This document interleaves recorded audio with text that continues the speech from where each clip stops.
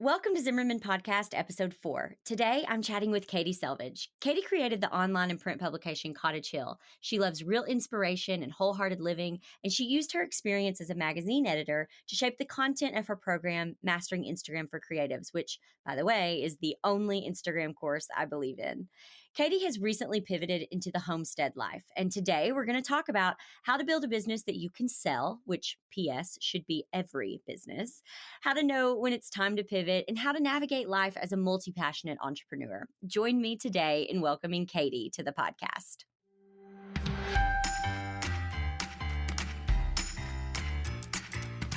Welcome to the Zimmerman Podcast with your host, CEO, wedding professional, educator, and mom, Jessica Zimmerman. In just 2 years, Jessica went from facing bankruptcy to taking home a six-figure salary. She turned a business-saving $100,000 loan into a $1 million empire. As a creative entrepreneur, a healthy work-life balance seems just as unattainable as a six-figure income. But Jessica Zimmerman is here to show you it's possible. With the right tools and insider tips and some hard work, your craziest dreams can become your daily routine. If you set some boundaries and commit to healthy changes, you can create a business and a life you love. So let's make your business work for you. Hey, Katie, thank you so much for being here on Zimmerman Podcast. I'm really excited to talk about today's topic, about pivoting and about it's okay if we don't want our business forever. I mean, this is something that I resonate with so strongly that and you recently, just like last week, did this. And I think it's something that is not talked about near enough. So welcome to the podcast. And I can't wait to get going on it. How are you? I'm good. Thanks so much for having me. And I agree. This is a topic that is not talked about enough, not just in entrepreneurship land, but like the creative world. It's almost taboo or something. So I'm excited for us to talk about it. I always feel for, I guess the first time that I really experienced this was when I had a rental company, a wedding rental company, which was a disaster. It is just everything that I didn't want, which was long hours and weekends and lifting and cleaning and treating linens. I mean, everything. And when I finally took some time to decide, wow, that isn't really what I want at all, I feel like I had all the freedom in the world to pivot into a different business, which was full-time floral design at the time. I think I have also felt the freedom to pivot into education and now into a podcast. And I have a book coming out in April, which has absolutely nothing to do with the business as it is today. And I think I just feel for those who believe with all of their heart and soul that they've started this business, they must do this business until the end of time, or if they don't, then they failed in some way. And it's all or nothing to them. And I think that you have a really healthy approach to that. And I'd love for you to kind of share your story about Cottage Hill and how you just sold it and how you came to that decision and all of that. Yeah, well, I think, many years ago when I first started Cottage Hill, there was a lot of encouragement, well-intended encouragement of entrepreneurship that I think may have created a not well-rounded perspective of creating a creative business. And the encouragement was, you have to make it happen, and hustle was trending then, and the whole idea of that you can't go find your dream job, you have to make it, and whatever you make, you put your name and face on it, and it is your calling and your purpose. And there was a lot of sort of emotional pressure, I feel, in starting a creative business years ago. And so I went into it with a bit of a perspective of this is what I shall do forever, and this is what God has chosen me to do. I mean, I don't know if you felt that way, but it kind of felt that way. This was like back in 2013, 2012-ish. And that wasn't why I created Cottage Hill. The reason why I created Cottage Hill it's kind of a long story. I had, in a previous life, I was a professional ballet dancer and choreographer. And what I loved more than anything was telling stories through choreography. And surprisingly enough, in the ballet world, there is kind of a glass ceiling. There aren't many female choreographers or female leaders. And I wanted to be the next Twyla Tharp. I wanted to be that female voice to bring about, really strong pieces to the ballet world. A few injuries later, I had to go to college. It was very sad. Went to University of Oklahoma, tried to major in dance, but my injuries just wouldn't let me keep up. Ended up graduating with a degree in journalism because, again, I loved telling stories. Told my parents as soon as I graduated I was going to move back to New York, which is where I was. And 3 weeks after I graduated, I got married and moved to Tulsa. And huge life shift, perspective shift. We lived in we didn't live in a Bass Pro. We lived behind a Bass Pro in an apartment. I could see cows from my window and Bass Pro on the other side. Huge shift from Union Square down, New York City, and American Ballet Theater and all of that nice fancy stuff. But still, I had a passion for telling stories. I worked in nonprofits. I had multiple jobs. I worked with a wedding planner because I wanted to learn the wedding industry. I'd just gotten married. It was interesting and creative. Um, and I worked myself to the bone. I was having a huge identity crisis because I had always thought I was going to be a dancer and I was going to end up back in New York. And this was not the life I decided, but I met a guy that I loved so, so much. And it was just a huge shift for me personally. And in order to kind of fill the hole that had been created by leaving the ballet world, I tried to fill it in with a lot of hard work and a lot of pressure in my day job. And I would work way more than I really needed to, over caffeinate. I was determined to just make big things happen. And one evening I was pushing away. No one was in the office. It was dark. I was the last one there, per usual. And I remember pushing away from my computer and falling to the ground. And the first thing that I thought was, this is a panic attack. Oh my gosh, I finally have had a panic attack. I saw it as a badge of honor. Like, that's what an unhealthy mindset I was in. I was so heartbroken Wow. about ballet that I felt like I had earned something by having a panic attack. I was working so hard, aren't you? I'm just so proud of me. And the only thing was it kept happening. And when I described it to my coworkers, they were like, that doesn't sound like a panic attack. That sounds like a heart attack. And it happened once in front of my husband, Nate, and it freaked him out and went to the doctor. Come to find out, I have a tricuspid valve prolapse. A lot of people have different valve prolapses and they have them their whole life and never know, but mine was a little bit more extreme and painful. And basically the valve will either open or close for too long and create pressure. And it's brought on by stress and Mm, over caffeinating. mm-hmm. And the doctor said, you should quit your job and have a less stressful life. And I was like, you don't know me. Right. um, I switched jobs thinking, okay, maybe something, because I would have been working for the local ballet. I'm like, maybe something that's not so emotionally close to home. And I'll do a better job. So I worked at American Cancer Society. The week that I joined, they announced national layoffs. And so I was kind of faced with the idea of I can stick it out for a few months or just go ahead and leave and let someone who's been there longer take my job and not have to worry about that. So I left there and I had no employment. I was not employed. And I'd had a sort of nervous habit my whole life of editing magazines. I didn't realize this was not a thing until later on, but I would get Martha Stewart's, my mom's Southern Living, um, any magazine, and I would scribble in it all of their errors. um, yes, I edited Martha Stewart, and I just, like how some people cut out ideas, I would edit ideas. Like, oh, Right. in Vogue, like, this dress has too much. They should have taken, I would just scribble. Right. And my It husband, just came natural to you. Like, you are a yeah, natural editor. Yeah. always. In everything. Yeah. Always. And so my husband threw a stack on I remember our coffee table because it was all stained and gross. But my husband threw a stack on the coffee table and he was like, well, you could become an entrepreneur and you could make a magazine because you obviously have an opinion about magazines. And, being an entrepreneur, you can create your own schedule and that way you won't get so stressed. And I was like, that's a great idea, honey.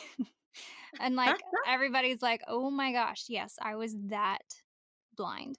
Not too blind though. I realized this was going to take a lot of upfront capital, a lot of money, and I took about a year and a half to really define what this was, to do research, to save because I knew I was going to have to invest my own money. But there was a sort of naivete going into it. And what I had decided within that year, and I was doing other odd jobs to make up for my income and save this money, but what I realized in that year, and this was when Instagram, which we're going to talk about, I know at another time, but this is when Instagram, we started to realize that it was a popularity game as well as, if there was a popularity element to it, an aesthetic element to it. I thought Instagram was a photo editing app. So if you were to see my old account, you would have seen like 8 pictures of cake balls because I was going through every filter. And so the rise of this sort of public appearance of your life, not necessarily what your real life was happening or going on. And I remember visiting my grandmother in Alabama, and she was going through photos of my great grandparents, which I was very thankful to have known when I was a child. My Mima and Pop, loved them. They weren't perfect, but they were just really great, members of the family that people always looked up to and gathered around. And there were these Polaroids and old photos printed out of them in Hawaii being just ridiculously silly, like silly hats, jumping off golf carts, making faces. And I was texting someone who was complaining that her husband wasn't wearing what she wanted to and was mad she therefore didn't have anything to put on Instagram that day. While I'm looking at these square photos of my great grandparents having the time of their life, and I just remember thinking like, no one would share this, but this to me is more valuable and treasured and beautiful than like a perfect post picture with your husband in the right outfit.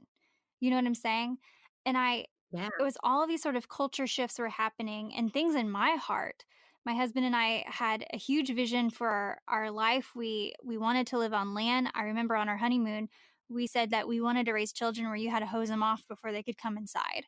And we didn't come from that background. That was just the kind of life that we wanted. And we had a much bigger picture goal, but during that time, there was a lot of shift going on in the culture of what is your real life and what is what you present to the public or online. Mm. And I Mhm. just I wanted to kind of capture like you would catch a butterfly or something. I just wanted to capture this idea that there is a place for beauty. There is a place for, I came from the ballet world, beauty, like an aesthetic and everything that has value. But I wanted to create something beautiful that was actionable where people would close the magazine, close their laptop, turn off their phone, and go do something about it. Not in the sense of I've got to now, therefore, have a life as beautiful as this magazine. But you know what? If I just paid attention, I would realize there's a lot of beautiful around me, whether that is holding on to my, husband longer, calling my mom, or going for a walk and actually seeing what is already here with me and not something I have to go get and become. And that's where the whole, live a life worthy of an elegant and meaningful legacy came from. Elegant meaning discerning, elegant meaning, you don't have to prove to anyone, that your life is meaningful or beautiful. You treasure it yourself. And a legacy meaning that, people think legacy and they think like a big business or something like huge. A legacy meaning what my great grandparents left for me. Like they weren't, well known in their community. They were just pillars in our family, and their legacy to me Mm. mattered. And so that was the start of Cottage Hill. And the sort of logistical purpose of Cottage Hill was that my husband and I wanted to live on land and we wanted to pursue some sort of country living endeavor, whatever that may be. And Cottage Hill was going to serve as the bridge for me to A, have something to do that brought us income, B, didn't make me have panic attacks like I was, and C, help us get to that point. That was where the money was going to go, is to help us get to this place. And so Yeah, that's Can how I it ask you a started. question? Yeah, I've talked way too long. No, you haven't. No, you haven't. I'm so interested in okay, so this was in 2012. So Mhm. that's 7 years ago. Mhm. There's I feel like in the last 7 years, I have grown so much Mhm. in 7 years. I also have done a lot of work in therapy and learned that because I had trauma when I was young, that I'm about 10 to 15 years older emotionally than my Mm. physical age. Mhm. And so for me, what you're saying makes sense, but I don't know many other people I'm guessing in your 20s, of Mhm. course, that can be so clear-headed and so wise about that, who can be at a time, Katie, where everyone is about these perfectly curated feeds and all the hustle, and you were able to say, you know what? I know what we want. We want this land, which, by the way, I also want to know at another time. Maybe we need to have lunch again. Mhm. How you go from New York City to desiring land. Mhm. I need some clarity Yeah. because I too struggle with this. Yeah. But I love how you know that so clearly, and I'm just wondering what was either your childhood like or Mhm. what was going on that allowed you the space to be so clear about something that I really don't think most people would probably know until their 40s. You know what I mean? Well, there's a lot And of I say that with the most compliment. Oh my Like gosh. with No, that was super okay. kind of you to say. That means a lot because as far as the New York City country parallel, I think they are the same. Because I am the type of person, and I think a lot of entrepreneurs truly do resonate with this. I love hard work. I love hard work for hard work's sake. I love sweating. I love being dirty. I love doing things that no one else thinks you can. I enjoy challenge. I enjoy this is going to sound weird, but I enjoy pain in the sense that it's causing a transformation. And that's what I got in the ballet world. You know, the ballet looks beautiful, but you don't see that like I did a whole performance on a broken toe, like or toenails falling off or sore muscles Or or that it's bleeding and you've taped your whole yeah. foot up. So Yeah. there's like a grit to the grace. And I'm always been attracted to that. Even in my business building, there's a grit. Like who the heck Googles their way to create a magazine? But there's a grace in that I knew I wanted to work with the top, like beautiful like photographers and designers. And with the country living, there's beauty like in the pictures I posted my sheep. But what people don't know is there's grit. I've lost 2 sheep since we have Mm. started and it is emotional and it is hard and I am, doing my best. I literally after like before this podcast shoveling poop trying to get fecal samples to figure out what's going on with my herd. And so there's this constant like back and forth with me of grit and grace, of dirt and sweat and beauty and elegance. And I think we need to, and I'm going to get a little philosophical. We need to You remember can't have one without the like other. we have to live in a world where both of those exist. It can't be an either or. And so when I saw the culture sort of shift to a more aesthetic and less honest, and I mean real honest, not hashtag authentic place, I was like, that's what I mean, like catching the sort of butterfly of an idea that we have to have both to be happy in our And real ballet taught lives. you that. Ballet taught me that, and my parents too. I'm very fortunate in the upbringing. My dad was in the military, and so we moved every 2 to 3 years, and I had to learn how to make friendships fast. I had to learn to adapt to new cultures. I think that's why I observe so much. And I had to learn I was homeschooled and I had to teach myself a lot. And so, you know, a lot of that is what shaped me to who I am and what has made me attracted to those sorts of things. And that's what I really wanted Cottage Hill to be was a reminder that, like Brené Brown says, you can't numb out the bad. You have to feel it all to know how good the good is. And I wanted the imagery of Cottage Hill to be beautiful and stunning and high quality and amazing. But I wanted the stories to remind people of real life and remind them like if you just open your eyes, you could see a lot of this beauty around you. If you did the hard work, you could yield something beautiful in yourself or in your life. Jessica's always teaching that your time is valuable. So is hers. So to make this podcast possible, we have sponsors. Here's a quick message about something Jessica loves. Here's the thing. If you're wanting to start a business or pivot into a new venture, you need to know your numbers and you need a plan. That's why I created a free resource to help you figure out what you need to know financially to make your business profitable. The 4 numbers you need to turn your side hustle into a full-time gig. It's tempting to close your eyes and avoid looking at your finances because you're scared you won't like what you see. But to make your business profitable and sustainable, you need to know your numbers. To get this free resource, head to zimmermanpodcast.com/knowyournumbers. That's zimmermanpodcast.com/knowyournumbers.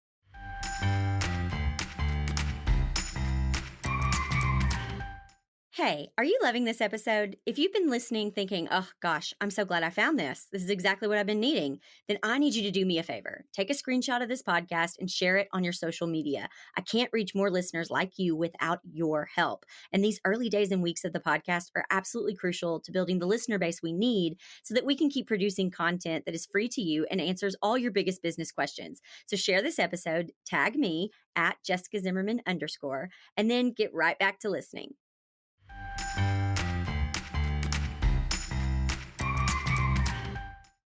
I find that really fascinating that you find I think that's going to help so many people, that you've got to have the sweat, the grit to also have the like they're one within the same in some ways.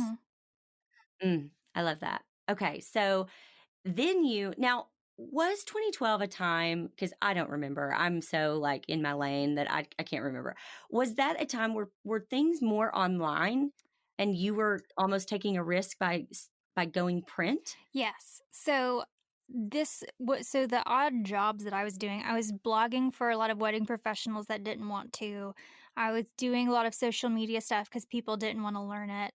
And I really wanted to do print because I wanted people to get off of their devices and open something up, just like I did with my mom when she'd get a New Southern Living or a Martha Stewart, and we would stop and sit down and look and and talk about what we saw in the magazines. And I had a professor at college tell me that print is dead. And yeah, I get it. They want to be progressive and on the edge of trends and stuff, but he told me a print magazine wouldn't work. And so I had a little bit of that, challenge and risk taker in me to be like, oh, I'm gonna do it. And I'm gonna prove that I can. And, yeah, I just wanted people to stop. I just wanted them to stop all the nonsense and just take a moment, open something physical, and then go do something about what they just read or saw. It was such a good magazine. It is such a good magazine. I remember buying one, and I've never done this before ever in my life, but I reached out to you. I found the email address, reached out to you. I told you it was the first magazine I had ever read cover to cover, that I could tell that it was every thought, I could tell that every detail from where the picture was placed to the font to the title size, everything was so carefully thought of and curated. And I've never told anyone that before, but that magazine, it made me feel something. Oh, that makes me I'm so glad you did reach made out. me want to stop. It was during the time, Katie, where I was, just balls to the walls. Like I was going. You want to talk about hustle? I was doing the same that you were doing a few years earlier than that, just killing myself, working so hard because I thought that's what I had to do. And that magazine made me stop, and it made me be present, and it made me read, and all these things that I normally didn't do. Yeah. And I was like, well, I gotta reach out to this person because a miracle just happened. But so you make this beautiful magazine. It's award winning. Were you I'm curious, was there a high at the beginning? Like, I want to keep doing this. I'm going to do this forever. No. Or did you always give yourself like I'm creating something that I'm going to sell one day? Did you look at it from that perspective? Neither. It started at a real low because our first issue shouldn't have made it. It was like, it was I was faced with a lot of impossible things. We were hit with a huge cost. I had a hire that was betraying us and, you know, just taking things from us that they shouldn't. I had a competitor call and try to dissuade me from pursuing it. I had just kind of like every single facet, there was a roadblock or a no or just, someone being not encouraging or trying to stop me. The first issue, it should not have happened. The cover photo shoot, there, how many hurricanes happen in Hawaii? None. But guess what? Shoot day, there was a hurricane in Hawaii, the dress coming from England, and like it should not have happened, but it did. All of it. And we were in major debt after the first issue with all of these learning curves that I had in doing something I'd never done before. And there was no one there to show me. I was literally Googling my way, and I had a mentor I'd have lunch with every once in a while who owned a geology magazine. And thank goodness for him and, the support that I did have to keep seeing it through. And I've had such a passion about the purpose of Cottage Hill, and maybe it was blind faith, maybe it was truly a purpose driven, or it was just God. I knew that this was going to last for a long time, and that was all I knew. I knew this was needed. I knew I was going to just make it happen, and that it was going to last. However, I had not quite learned my lesson of grinding it out and seeking fulfillment through a title and through work. I was still struggling with identity crisis. Didn't feel like I deserved the name editor, and I threw myself into working through the night multiple times a week over stressing myself out, and I kept getting those panic attacks. And I remember one particularly because we had an awful cheap little dining table that I was working on. I remember falling out of my chair, looking under at this ugly hot pink sticker and thinking, if I ever figure this out and how to like succeed and not kill yourself through all of the business and emotional and competitor and all these issues, if I can figure this out, I'm going to tell people. And I remember going to the bedroom because it was like 2 a.m. to tell Nate. I was like in tears. I'm like, what if I don't get us out to print and all the advertisers, I'm going to let all these people down, and all these people have given so much to me and I can't do it. I don't know what I'm doing, blah, blah, blah, tears, tears, tears. And I'll never forget, he asked me and he goes, well, what if you do fail? What if we just accrue a massive debt and you let everyone down and it doesn't happen? What are you going to do? And I'm pretty sure I slammed the door and said some really unkind things. I went back to that dining table, so upset. But what I did was I got out my paper, my journal, and I asked myself, what if this does fail? And What would I do? what would I do? And that was the beginning of me becoming an educator. That moment. And that is actually the first exercise.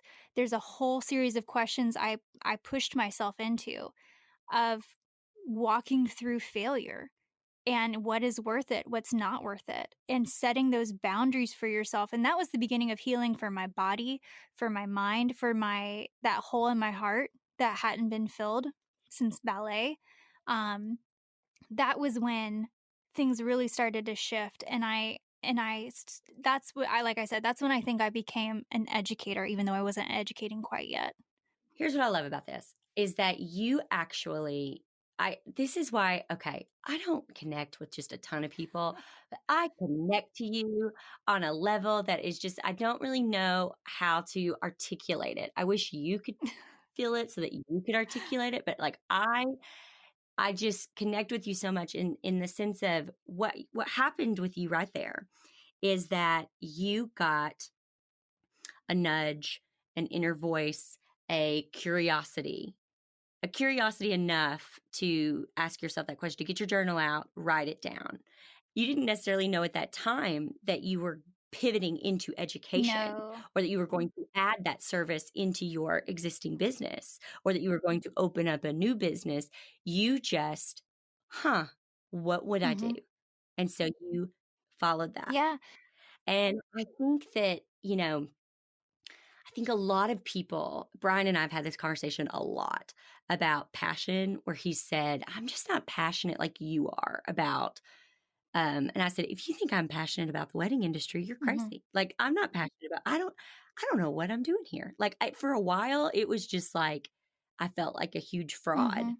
I somehow got placed in this industry where everyone else is just in love with it. And I don't even care to learn the names of the flowers. I just don't.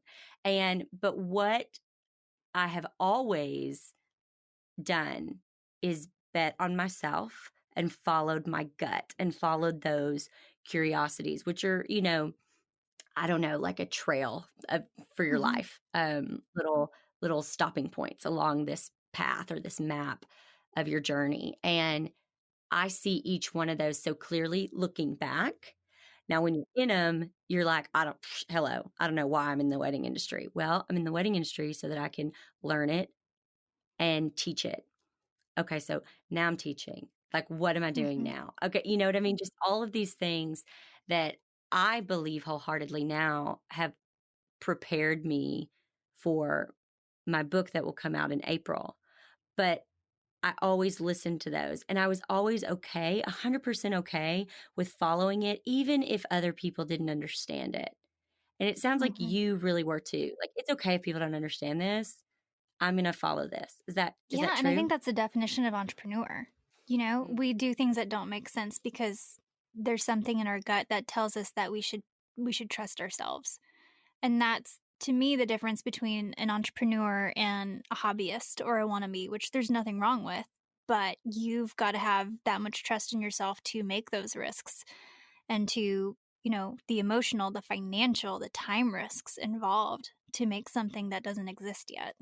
I remember when Brian, um, he was working as a financial advisor, had been doing that for years. And I could tell that it was really hurting his health, really, really hurting his health. I begged him to quit. And he said to me, I will never forget it. He said, how irresponsible would that be of me? I went to school for this. I got my MBA. I spent money taking the Series 7. My parents paid for my college. Like, how irresponsible would that be of me to step away from a job that I said I would do? And I said, how brave would it be for you too, Mm-hmm. though? I don't think that it's irresponsible. I actually think it's the opposite. I think it's responsible for you to recognize that this isn't working for you anymore. I also think it's crazy to ask an 18-year-old to figure out what they want to do for I the rest of their agree. lives. And I think that our parents' generation, they got one job and they kept it until they Mhm. retired. And I think some people still today feel that, like Brian did at that time, feel that responsibility to do the same. What are your thoughts No, on I that? agree. And I agree with you in that the responsible thing is to take care of yourself because otherwise you're just perpetuating a problem in the name of responsibility. If it's making you sick, you're not going to be able to do it for very long. So therefore you're of no use to yourself nor your employer. So was that you with Cottage Hill? Did Cottage Hill literally make you sick? The first episode, the first issue did until that night, and that was the night that I'd never forget setting boundaries around what is my risk limit because this was not Mhm. acceptable to live. I would Mhm. not make it, neither would it, and that's not fair to either one of us. And so I was absolutely faced with that sort of decision, but again, in my gut, I just knew that this mattered and that this was bigger than me. And people were responding to it very positively, which gave me that confidence as well. And so moving forward, I just put my business hat on tighter and I listened to wise counsel and I realized I didn't have to do it all by myself too. I wanted it to be my thing. And so sometimes I wouldn't include Nate when I really needed to. And I think, especially as female entrepreneurs, we're so encouraged to do it yourself and you got it, girl, and blah, blah, blah. It's like, well, your husband may have some good ideas too. Like utilize that free Right. advice as you discerningly can. And started to get him involved and started again to become more discerning and to educate myself on what I didn't know and not be afraid to not be the expert and all of those things. And we got ourselves out of every single one of those predicaments of the first year of we got an international distribution. We sold out, which doesn't like when I say that, it's like, oh, we sold out. And I'm like, no magazine sells out. Like I was very that's something I'm very proud of. Like when we sold online, I literally would empty my garage of magazines. And that Mm. felt amazing to know that those stories were actually going out somewhere. It wasn't just a um like an ego thing of I made a magazine. It was like, no, it's moving. There's movement, just like I wanted it, to be. Were you personally shipping each of those issues? I sure dang was. Oh my gosh. Thousands and Katie. thousands, and I would pay my family. I'd say, "I'd buy you pizza if you come help me stuff all these envelopes and boxes," and there are videos of boxes, like, going up to the ceiling in our living room, and all of my, friends and family just like, paper cuts, just stuffing. It was crazy, but it got it's like those memories that hold on to of, Yes. humble beginnings, and, yeah, so it went like, it was going really well.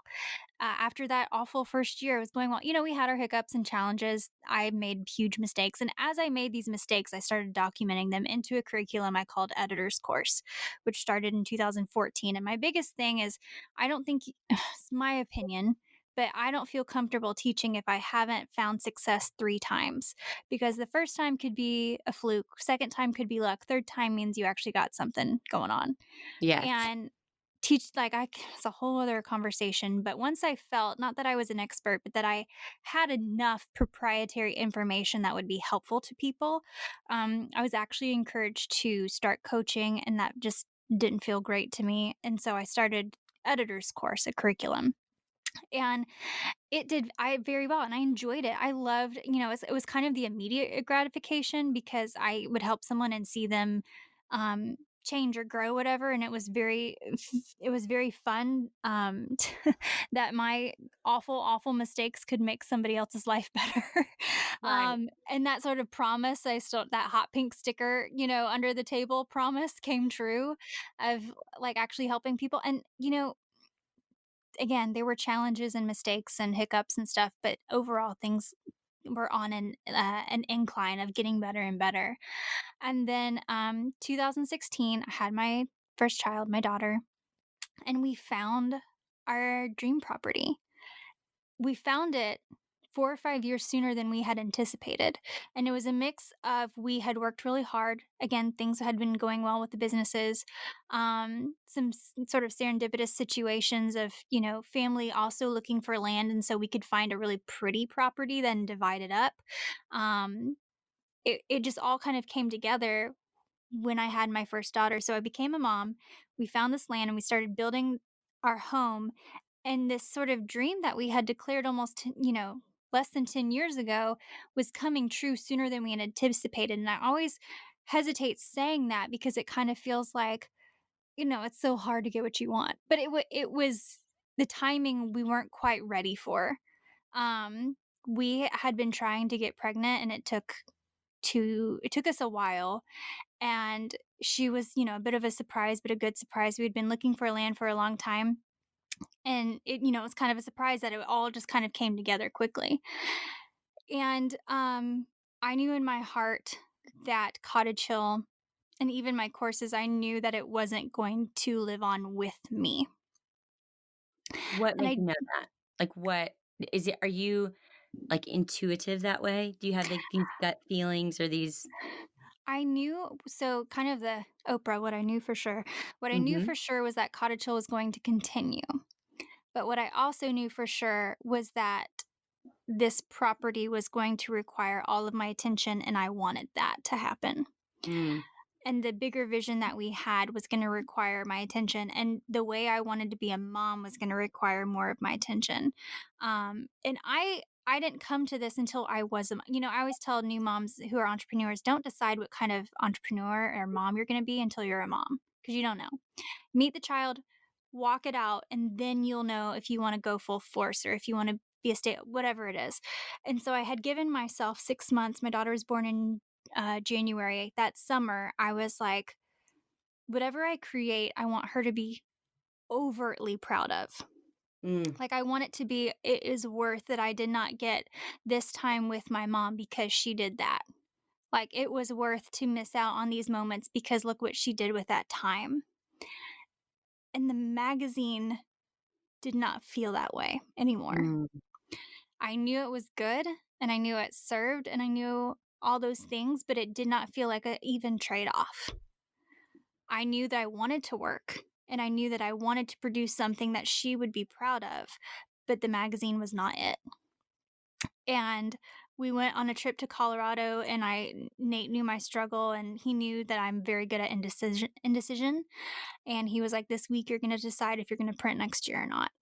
And I went and got a massage and this little French guy like gave me a massage and like killed me about pushing and pressing and complaining about how tight, and that was a long time ago, so I forgot what exactly he said, but paraphrasing was yelling at me, "You have to let go. Why won't you let go?" Like, he was mad at me, and he would, like, stop and stand in the corner and just stare at me, and I'm like, "I have never experienced this before. What is happening?" And mhm, he was like, and he said, and I remember, "I cannot help you if you do not let go. It will not get better if you don't let go." And I posted that day on my Instagram a random video of a mountain and wrote about letting go. It was August 4th, 2016, and that was the moment I knew that my businesses would not end with me as the owner. mm. I believe with all of my heart and soul that our bodies tell us what to do. Mhm. And I think when we start to feel a certain way, whether we are, having panic attacks and falling on the floor, Mhm. or we are having major gut health, or we have adrenaline issues, or major headaches, or whatever, we have to pay attention to that because there is something underneath that. There is something that is saying something's not right. And we need to find out what that is. We either need Mhm. to fix something, maybe set some boundaries or something, or I'm just going through the motions every day. What's not fulfilling me? What's not making me happy? What am I not noticing? And I think that's exactly what happened with you Mhm. there. Yeah. Yeah. And so I made that decision and for 2 years, I tried to see if I actually needed to rework Cottage Hill's business plan. Like, maybe it's not the business, it's just the magazine doesn't work, and so I should do dinners, or I should do a different product, and every time I try to switch around the business model, it just again, is it worth it or not worth it? It just wasn't worth it for the trade-off of being a mom and spending time on our new property, which was part of, again, a bigger vision. And I allowed myself to get very complacent and procrastinate and never really solve this problem and just continue like the online blog and advertising and just, teaching editor's course, which was amazing and wonderful experience and everything, all worth it. But I just allowed myself to kind of live in this ambiguity. And then last summer, um, Can I ask a question real quick yeah. before you continue? Hmm. I'm just thinking as a listener who is in a position where maybe she's doing weddings for a living and Hmm. she is like, "Man, I would love to take a year off and do this, but I can't." Like, were you in a position where you had either saved the money you had made or Hmm. you were fortunate enough that your husband was bringing home enough to where you could relax a Hmm. little bit for a year, or, like, just so we can, like, normalize Yes. that for people? So there were so on the financial side and security side, that's such a good question. Thank you for asking that. So yes, people people will take time off and it'll be like, oh, I can do this, but it's like, well, what's really going on? So what was Right. really going on for me was that the education was supplementing what was being made in the magazine. So the Mm, education, I was making the money that the magazine made me, and it took a whole lot less time and it was more flexible for myself. Um, and so but the magazine Cottage Hill wasn't making a ton of money other than some online advertising, and I wasn't really trying to sell anymore. I was just kind of like had a holding spot on it. Now, my husband's income is what we live off of. So let's make that super clear. My husband income is what we live off of. Very grateful that he has a good job and that I am able to take risks that I can because we have that security. And Right. I'm so glad you brought that up because I understand a ton of people don't have that security Mhm. to be able to take these risks. And I'm not going to pretend to understand that. Um, I can only speak from my own experience. But Right, at that time, absolutely. yeah, but at that time, the education aspect was taking or creating the same amount of income as the magazine. So it was easy for me to make that decision logistically, but difficult emotionally. Mm. I'm glad you said Was that. it hard for you? Did you ever have a moment when you had that clarity of the post with the mountain and you said and you knew that Cottage Mhm. Hill would go on, but you wouldn't be a part of it? I Mhm. think so many people, I mean, Cottage Hill was the name of the road your grandparents lived on. Like so Right. many people get stuck on that, but that's mine. That's personal. Like that's my Mhm. personal thing. Like whoever I sell this to, I can't sell it to anyone because their Oh. grandparents didn't grow up on Cottage Hill Road. You know what I mean? Like, how Yeah. are you able to? Because I think a lot of people, when you work so hard on something, you do become attached to it, and Mhm. it's hard to let go. Like, Mhm. walk me through that.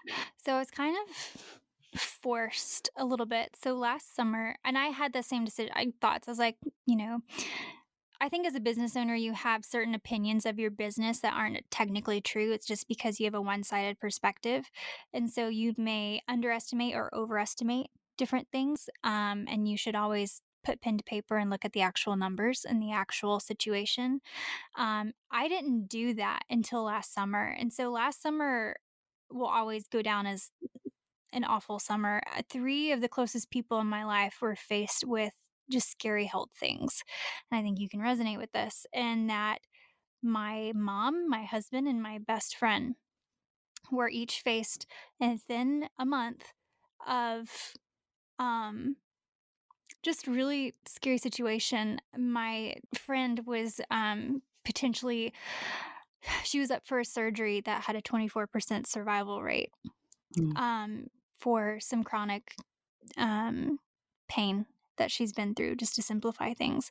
Um, That'll slap some reality into you real fast about yeah, what's important and what and isn't. we had a very deep conversation the day before she left for Mayo Clinic about life and business. She's also an entrepreneur. My mom had a health scare that had me trying to figure out if I needed to close everything down and go to Houston, where she lives, and take care of her. My husband was having some issues that we later found out were minor, but it was still kind of jarring that we were in the ER so often. And it talk about perspective shift and like, if something were to happen to him and he's the breadwinner, I would have to pull up my bootstraps and really push, my business a little harder and, to counterbalance that, So lots of thoughts forced again to look at my business more objectively. And we were in the ER. I was holding my daughter. We had just found out we were pregnant with number 2, and, he's hooked up and he holds my hand and he goes, "What are you doing?" I'm like, "What are you talking about?" And once again, he's asking me the hard questions and he's like, "All we wanted was, this life out here in the country, and this was our vision. And that summer had been not necessarily hard, but kind of annoying. I had the most copying cases I've ever had in my business. I Mm, had a lot of just like online, pretty much bullying, mm. industry mean girl stuff, things that I always say it's kind of like an annoying fly where you're just like, it doesn't Yes, like really affect you, but after a while you're like, oh my gosh, stop. yes, And yes, but all of these personal things were happening, and I was forgetting to send cease and desist, and all of these things just felt like it didn't matter, and I just wanted to quit. yeah, I just wanted to just stop it all so that I could have more time with people I cared about because our days are numbered, and I was crazily reminded of that last summer. And, he was like, "You're dancing around what you really want, mm, and your excuse are your businesses, the education in Cottage Hill. You need to do something because he was, life is too short to live in Yeah. indecision and ambiguity and not do what, is before you and all of this stuff. And so, um, that was the moment that I was like, okay, I've got to stop messing around and find an owner. And that was when to go back to your question about naming it Cottage Hill and all that, that's when I went back and had to put pen to paper, get out the spreadsheets, and have a real valuation of my businesses. And that's when I saw and realized how much more valuable it was than I had realized. And again, not to like toot my own horn or be like, I created an amazing business, but I just was made more aware of how many businesses um, are not as valuable as you think because of the smoke and mirrors of marketing and social media. I was made aware of how many business are not truly proprietary in their appeal to potential buyers. And I was also made aware of how important it had been for me to always try my best to do the right thing and work with integrity and not gossip and not create enemies of my competitors, but make them colleagues, because those were the people that I started to reach out to about Yes. buying. And if I had played a game or I had been, even Mhm. just the littlest bit lack of integrity, that opportunity, that opportunity would have not been available. It had a much smaller pool of potential buyers. I could not agree with you more. I just, ugh, can you just talk to me all the time? Like, it would just make me so happy. I had a similar experience where I've never talked about it, but I won't go into detail, but just a little bit bullied within the business, and that not within my business, not like by an employee, but by someone else in the industry. And I knew that I had done nothing wrong, and I kept my mouth shut. I Mhm. kept my mouth shut because I'm running a business. This isn't high school. Right. And I kept my mouth shut, and I have continued to keep my mouth shut. And I can go to bed every night knowing that I have a clear conscience and a clear heart more than anything. I have a clear heart. I haven't done anything wrong. But I know what you're saying about it just being like this fly, Mhm. because you have to pick your hand up off of your off of your computer to swat the fly, which Right. distracts from your work. And I fully understand that.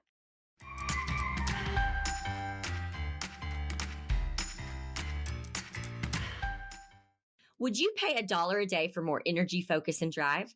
That's what I get with Beekeepers Naturals bee powered superfood honey. Every day, I take a spoonful of their bee powered honey, and every night, I go to bed after my kids, which is saying a lot.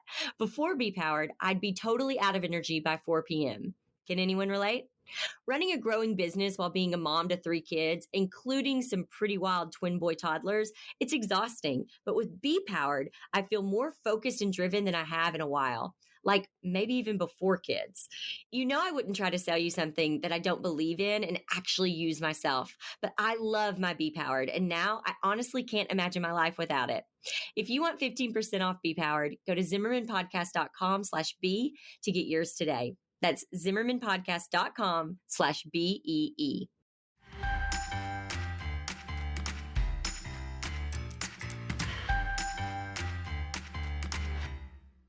The other thing I wanted to say was, I think if I were in the position of looking at the name Cottage Hill, Mhm. I would be like, okay, what am I scared of?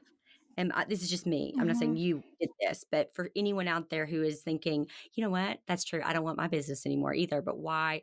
Like, if we're holding on to something because of fear, that's something we need to look at. That's something we Mhm. need to look at real hard. Mhm. But I think I would go, okay, let's say I sell this business to someone and they just run it into the ground, like Mhm. run it into the ground. Mhm. Does that mean that I've run my grandparents' legacy into the ground? No, Mm-mm. not at all.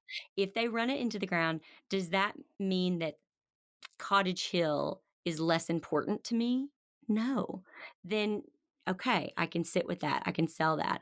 There's a restaurant in town, a family owned restaurant for, 40 years, a barbecue restaurant.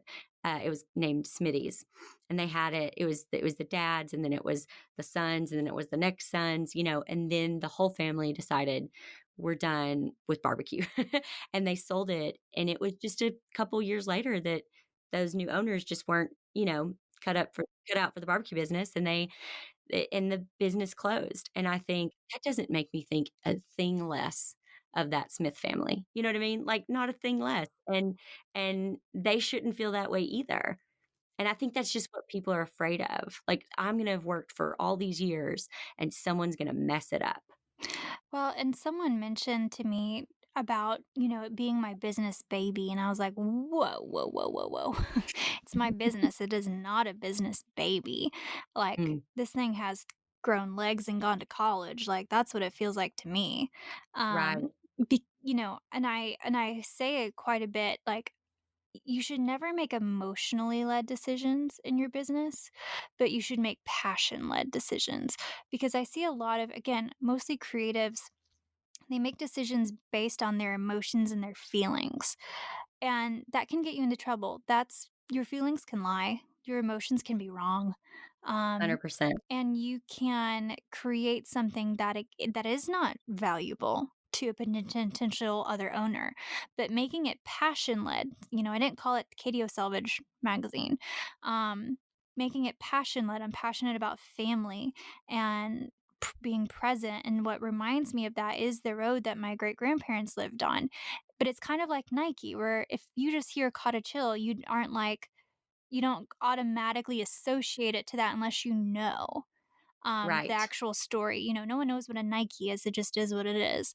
And so that was my goal in building the business, is making sure not I didn't have the intention of having a new owner, but the intention of it being owned by the readers, and the readers being able to sort of project their own stories and feelings onto it rather than just reading mine.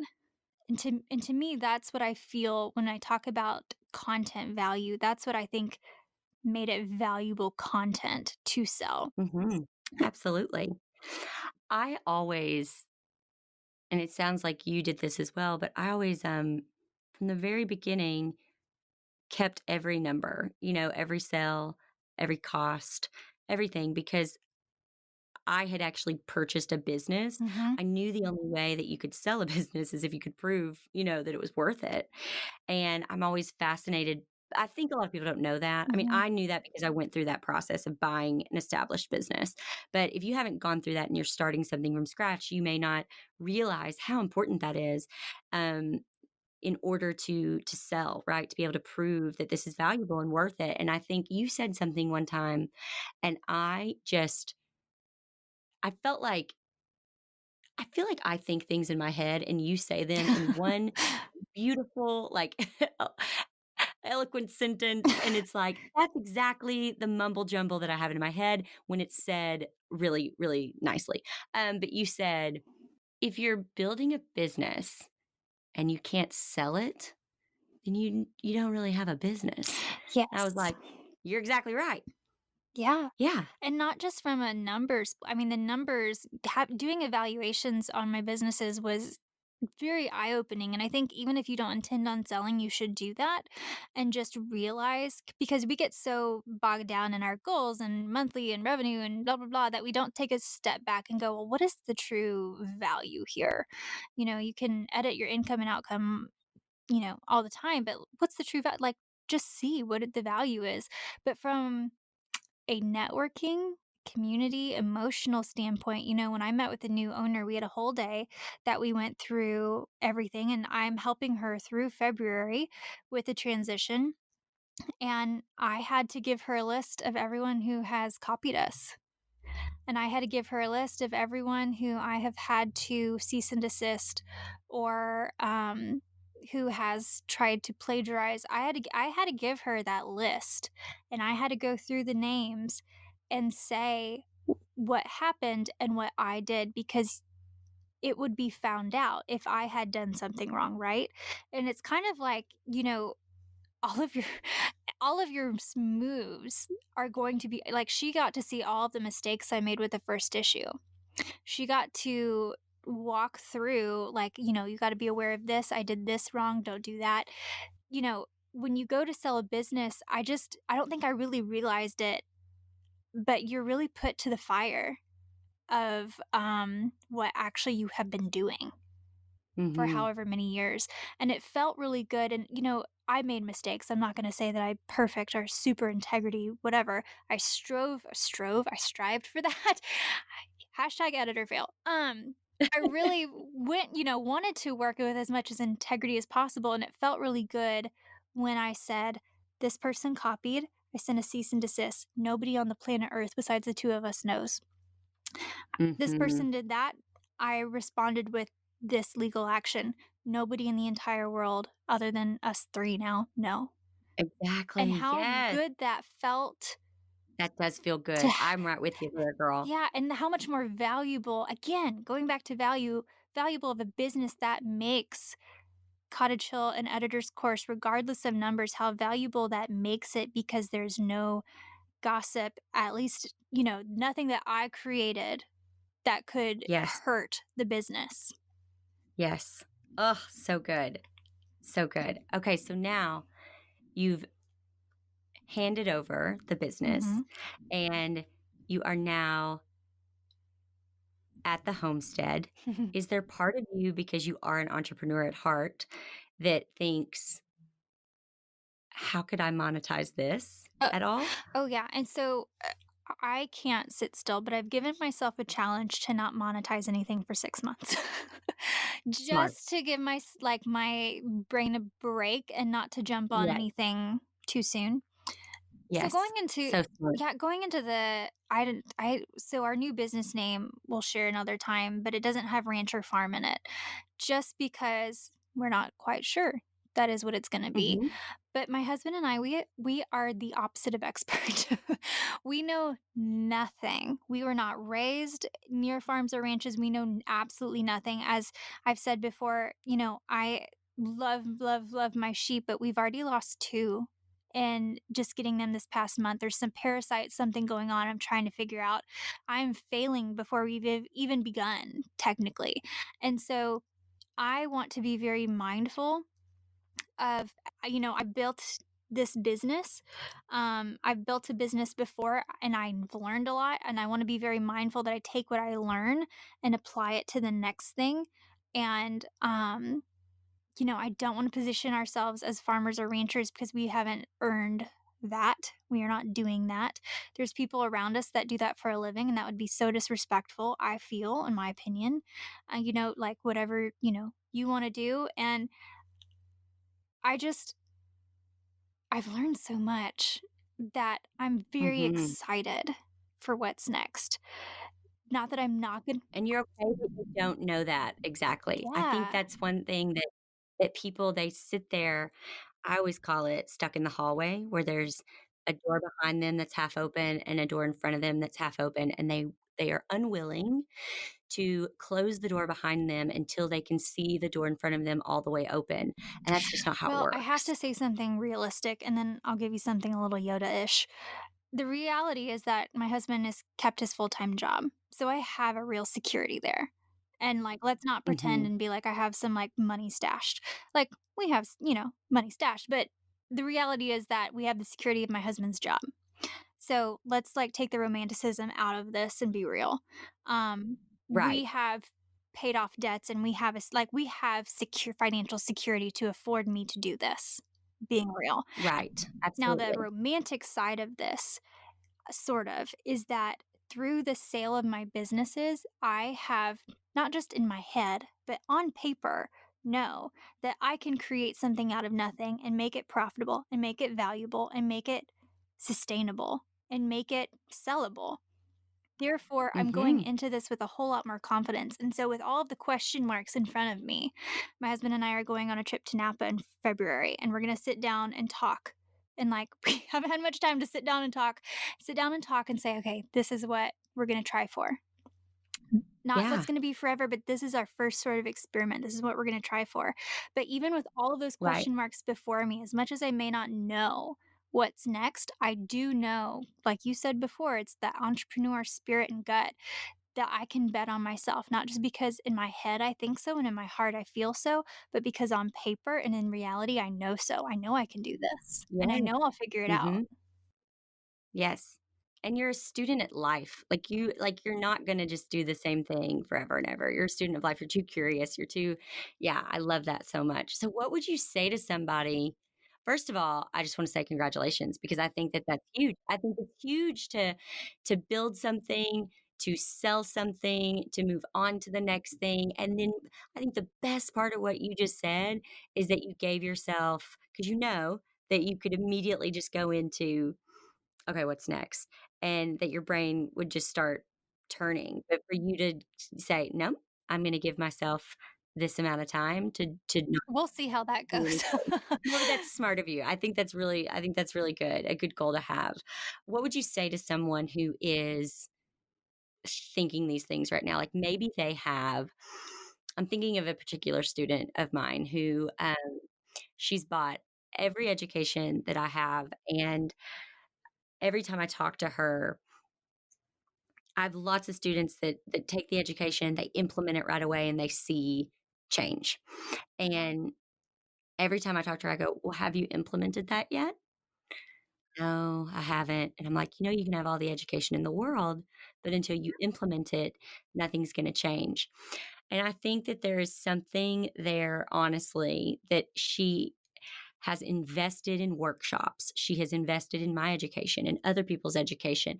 And I think that investment in education or attending those workshops or whatever it might be, listening to podcasts is what she's doing to try to convince herself that this is the job she wants because it's the job she started. Mm, But I'm not sure that it is. Because when I start to ask her questions about, like, let's just say there was no floral industry, mm, what would you do? yeah.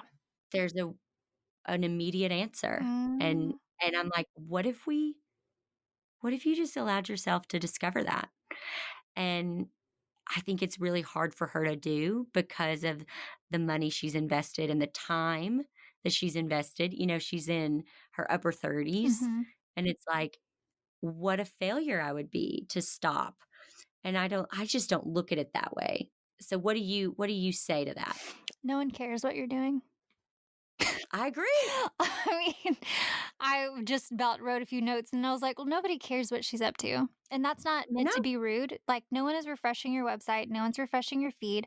No one is sitting, twirling their thumbs, drinking their coffee, going, I wonder what she's doing. I mean, maybe your mom and your best friend, but other than that, nobody cares. So you might as well do I what you couldn't agree want. more. Yeah, And there's a yeah. huge difference.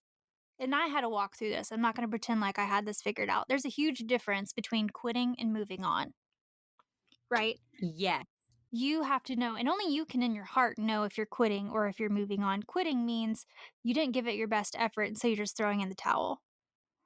And I don't, not down for that. Moving mhm, on means you did the best you could. The puzzle piece is not fitting, whether it's the business or within your life or in whatever. Therefore, you do something responsible like sell the business or close it down gracefully or take care of your employees or whatever you need to do responsibility wise and then move on because you have a clear right. conscience that you did the best that you could with what you had. But bottom line, no one cares what you're up. No one, I don't care if you have a million followers. I don't care You're if right. you're the highest top in your industry. Nobody cares. If you were to announce tomorrow that you're quitting everything, you get a ton of sweet messages, and the next day, no one cares. Absolutely. You could not be more right about that. You are dead So on. you might as well do what you Um, want. yeah, absolutely. What do you think is maybe 1 or 2 questions if somebody's listening and they're like, "This is kinda resonating with me." What are 1 or 2 questions that you would ask them to ask themselves? As far as whether or not to sell or preparing to sell. Well, I I think mean, in just, a way of giving them some clarity, like, of should they pivot mhm. or stay? It's cliche to say, but remember why you started. So you made up a really good point, and I used to talk about this in workshops in that I would always remind myself that I'm not an editor. I'm a storyteller. I'm a curator. I'm not a I didn't ever want to give myself the big, I'm a magazine owner. I am, but I'm really good at editing. I'm really good at storytelling. I'm really good at connecting people. And so I can do that whether I own a magazine or not. So take a step back. Like, why did you start? Is it truly the craft is what makes your heart sing? Or is there something about the job that makes you feel good, whether it is creativity, it's community, it's, you just love the challenge and risk and stuff. Take a few steps back and see what that is. Like I said, for me, I have a theme of grit and grace in my life. I have a theme of storytelling. I have a theme of you tell me no, I say yes, and I'll do it with so much better than you could ever imagine. Like I have that in me. And it doesn't matter if I am telling a story in the magazine or I'm telling my daughter a bedtime story. Like I'm still fulfilling my own like calling, so to speak, or my own purpose and my own um strength, no matter what sort of category that's in. So take a step back and see like I always ask, what are you really doing? You're a floral designer, cool. But what are you really doing here that you like Mhm. thrive on? Once you get honest about that, then ask yourself, okay, if your business it had to close down tomorrow, bye-bye, zilch, not a nothing. You wake up the next day, what would you actually want to do? Like, would you want to need to take a vacation and chill out? Would you like fight to get it back? Would you do something totally different? What would you do? Those are good questions. So good. What's been And your there favorite part of being on the homestead so far? I it goes back to that grit and grace. To be totally honest, we lost a lamb earlier this is when you own animals, you kind of get this, but the sheep were a huge mile marker and accomplishment for me because I have had a picture of the owners of Blackberry Farm Mm, from way back, like I think 2012, Architectural Digest, and they had a sheep in their family picture, and I've had that in my vision board, and I followed the family, and it's a beautiful place, amazing, and that to me was like a benchmark of us, we made it, we're here. And so we got our herd and we have had some sort of parasite epidemic. I'm still trying to figure it out. And right before, literally like the day before announcing Cottage Hill, we lost another lamb. And it was like failing before I've even begun. And this is going to sound very strange. I'm super sad. I'm very frustrated. I'm very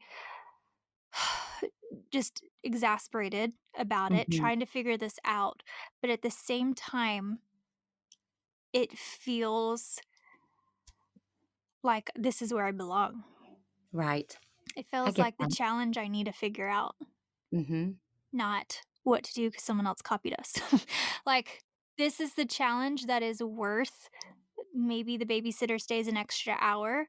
This is the Mhm. challenge that is worth a little extra money than we had budgeted for the farm allocations. Like, this is the kind of challenge that is worth my heart and my time and figuring out how to raise these animals because we have a bigger picture vision. We want to do something for our community, and this is a stepping stone to us doing that.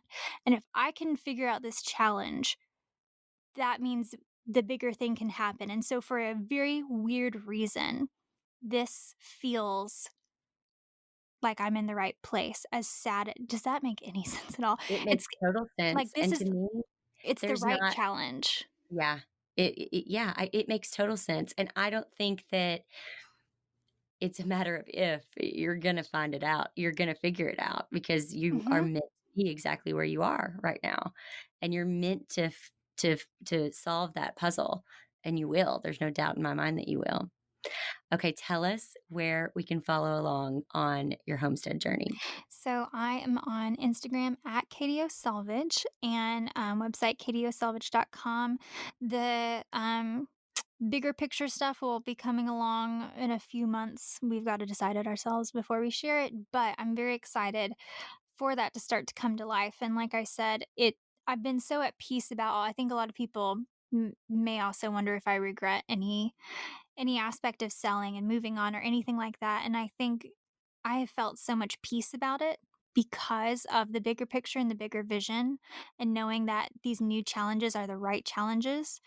Um And, maybe you listen to this and it resonates and you need overt word vomit to someone, my DMs are totally available for that. Sometimes it's hard to find someone. There aren't many Yeah, people talking about this, and yeah. it's okay to wonder this. It should be something you think about because you're a business owner, right? You're a real business owner. It should be something you consider. And so please know I love DMs. Message me. I'm happy to listen to you, to talk about it. Yeah, and cute pictures of animals while you hang out over there. Super cute pictures of animals. You're so gracious to offer that to go into your DMs. That's so nice of you. Okay, so I like to ask people if you had Oprah money, how you would spend it. But I know that you love Taylor Swift, so I'm going to edit my question. Okay, Ooh.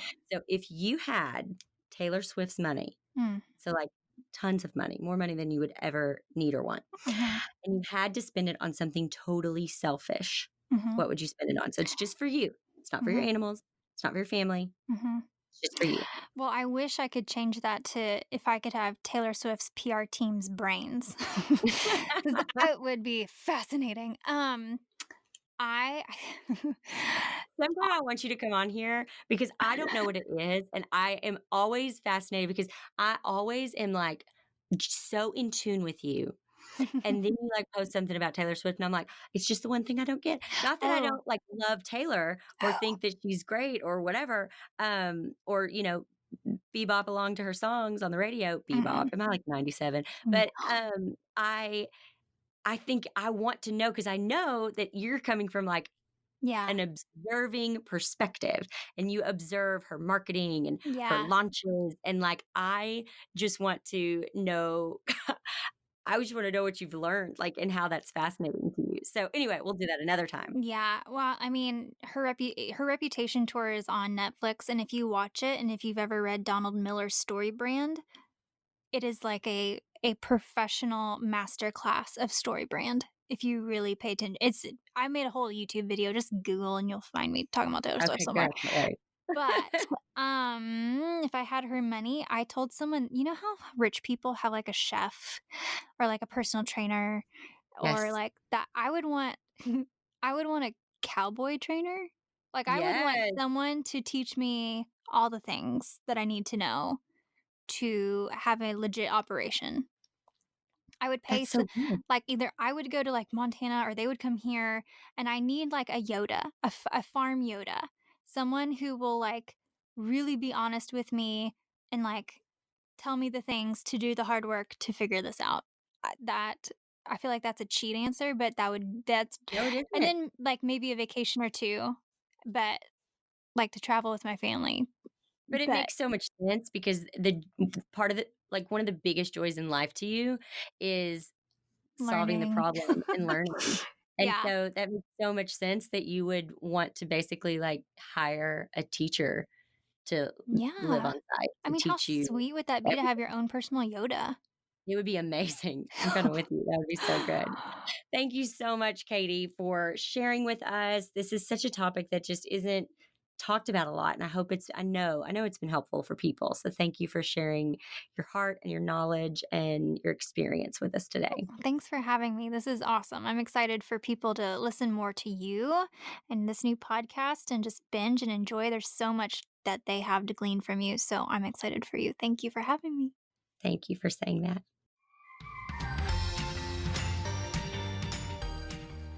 If you loved what you heard today, even if you liked it a lot, you should subscribe and leave a review. We'll see you back here next time in the Zimmerman Podcast.